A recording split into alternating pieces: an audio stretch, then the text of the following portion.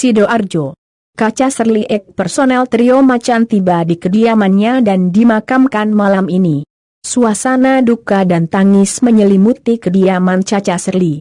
Jenazah Caca Serli tiba di rumah duka sekitar pukul 18.00 waktu Indonesia Barat.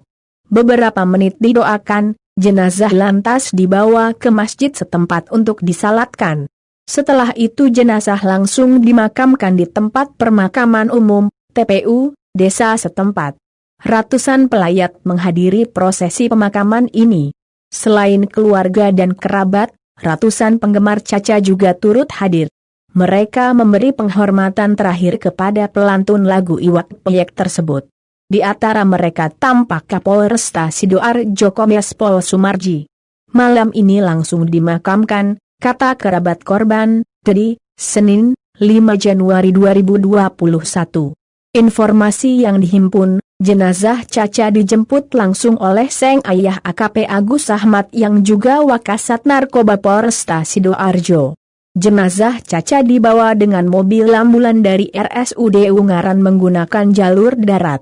Diketahui Caca Serli meninggal dunia setelah menjalani perawatan di RSUD Ungaran akibat kecelakaan di Tol Semarang-Solo. Sebelumnya, Caca diberitakan masih dirawat di RSUD Ungaran, Kabupaten Semarang. Caca masih mendapatkan perawatan intensif lantaran kondisinya sangat lemah dan belum sadar.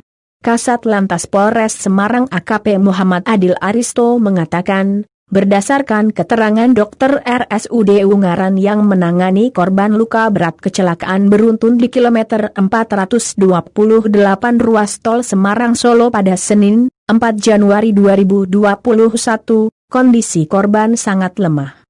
Korban mengalami luka di bagian kepala. Tadi malam sempat akan dirujuk, tapi pihak rumah sakit belum mengizinkan karena kondisinya sangat lemah. Untuk lebih detailnya, silahkan tanyakan ke pihak rumah sakit, kata AKP Aristo, Selasa, 5 Januari 2021.